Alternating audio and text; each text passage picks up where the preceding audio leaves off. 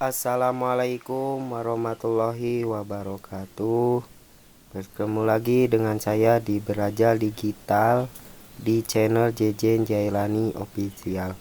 Pada kali ini saya akan membahas pendidikan agama Islam dan budi pekerti melanjutan yang kemarin. Pada pertemuan kali ini saya akan membahas PAIBP kelas 9 Kultilas revisi 2018, yaitu jawaban bab 6 kehadiran Islam mendamaikan bumi Nusantara, yang bagian esai. Selamat menyaksikan. Guys, nih ada soal-soal atau pertanyaan di bawah ini. Yang pertama, jelaskan sejarah awal mula masuknya Islam di Nusantara. Masuknya Islam ke Nusantara itu melalui jalur perdagangan. Sebelum Islam datang, Nusantara berada dalam pengaruh agama Hindu dan Buddha. Pengaruh tersebut berdampak pada pola hidup masyarakat di Indonesia. Namun dalam perkembangannya, pengaruh Islam jauh lebih kuat daripada agama Hindu dan Buddha. Masuknya agama Islam di Nusantara ini melalui jalur perdagangan yang berlangsung dengan cara-cara damai. Ajaran Islam ini mudah diterima dan mendapat perhatian dari penduduk Nusantara karena agama ini dengan damai mengajarkannya. Berbagai sumber sejarah menyatakan bahwa agama Islam ini sudah masuk pada abad ke-7 Masehi. Namun, wujud para pemeluk ajaran Islam menjadi jelas yaitu pada abad ke-13. Yang ditandai dengan berdirinya sebuah kerajaan yaitu Kerajaan Samudra Pasai di belah Aceh sebagai kerajaan Islam yang pertama. Nah, dengan berdirinya Kerajaan Samudra Pasai ini menandakan bahwa rakyatnya dan rajanya sudah menganut agama Islam hingga akhirnya menyebar ke yang lainnya. Nomor 2, bagaimana cara-cara para mubalik menyebarkan Islam di Nusantara? Para dai dan mubalik yang menyebarkan Islam di Nusantara yaitu dengan menggunakan cara-cara yaitu sebagai berikut. Yang pertama adalah perdagangan, perkawinan, pendidikan, hubungan sosial dan kesenian. Nah, dengan cara perdagangan maksudnya disebarkan oleh para pedagang muslim yaitu pada abad ke-7 sampai abad ke-16 Masehi. Para pedagang tersebut yaitu berasal dari Arab, Persia, dan India yang menggunakan kesempatan berdagang tersebut sambil berdakwah untuk menyebarkan agama Islam sehingga Islam ini bisa disebarkan dengan luas.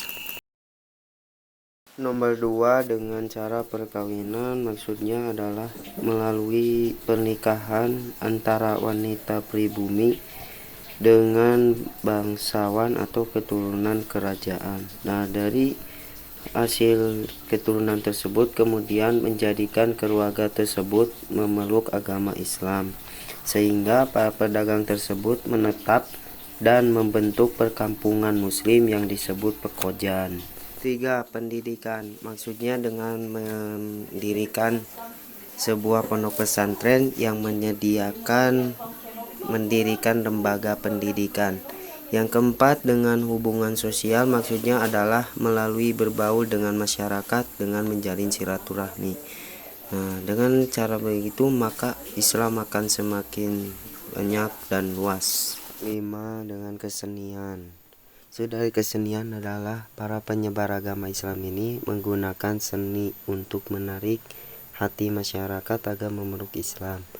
Seni yang dimaksud adalah seperti bangunan, seni pahat, seni musik, seni tari, dan jenis seni sastra sehingga masyarakat dapat dengan mudah tertarik untuk memeluk ajaran Islam. Nomor 3, bagaimana cara masuknya Islam melalui jalur pendidikan atau pengajaran? Cara masuknya agama Islam melalui jalur pendidikan atau disebut pengajaran adalah melalui cara para mubalik yaitu mendirikan lembaga pendidikan Islam di beberapa wilayah di Nusantara seperti mendirikan pondok pesantren. Dari lembaga pendidikan Islam itulah berlangsung pembinaan, adanya pendidikan dan kaderisasi bagi calon kiai dan ulama. Mereka itu tinggal di pondok atau asrama dalam jangka waktu tertentu menurut tingkatan kelasnya. Setelah menamatkan pendidikan pesantren tersebut, maka mereka kemudian kembali ke kampung masing-masing untuk menyebarkan ajaran atau nilai-nilai Islam tersebut. Melalui cara inilah Islam terus berkembang sehingga dapat tersebar dengan luas dari daerah-daerah terpencil.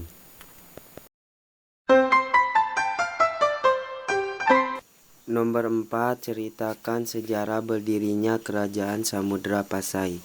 Sejarah berdirinya Kerajaan Samudra Pasai diperkirakan pada awal atau pertengahan abad ke-13 Masehi.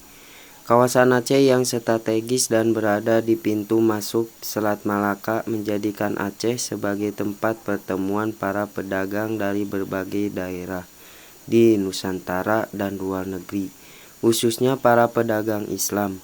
Oleh karena itu, tidak mengherankan kalau pengaruh Islam di Aceh sangat kuat dan diwujudkan dalam bentuknya muncullah kerajaan Islam di Samudra Pasai. Salah satu bukti berdirinya dari Kerajaan Samudra Pasai yaitu adanya nisan kubur yang terbuat dari granit asal Samudra Pasai.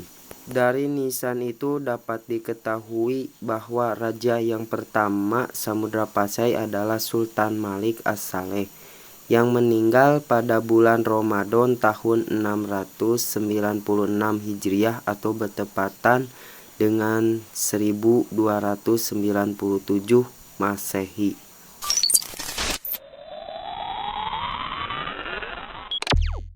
Nomor 5, sebutkan prestasi besar Sultan Agung selama memerintah Kerajaan Mataram. Jawaban, prestasi besar yang dicapai ketika Sultan Agung memerintah adalah sebagai berikut. Yang pertama, memperluas daerah kekuasaannya meliputi Jawa sampai Madura, kecuali daerah Banten dan Batavia, Palembang, Jambi, dan Banjarmasin. 2. Mengatur dan mengawasi wilayahnya yang sangat luas secara langsung dari pemerintahan pusatnya, yaitu Kota Gede. 3. Melakukan kegiatan ekonomi yang bercorak agraris dan maritim serta menjadikan Mataram sebagai pengekspor beras terbesar pada masa itu. Yang keempat, melakukan mobilisasi militer secara besar-besaran sehingga mampu menundukkan daerah-daerah sepanjang pantai utara Jawa dan mampu menyerang beranda di Batavia sampai 2 kali serangan.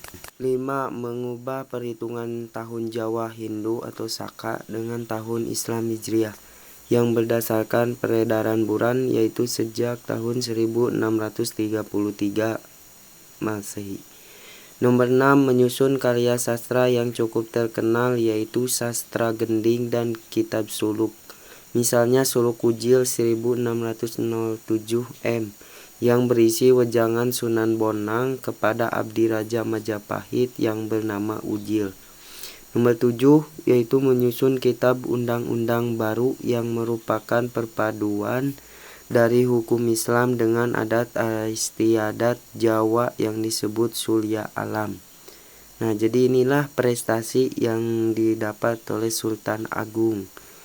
Terima kasih telah belajar bersama kami. Mohon maaf jika terdapat kesalahan penyusunan huruf dan sebagainya. Wassalamualaikum warahmatullahi wabarakatuh.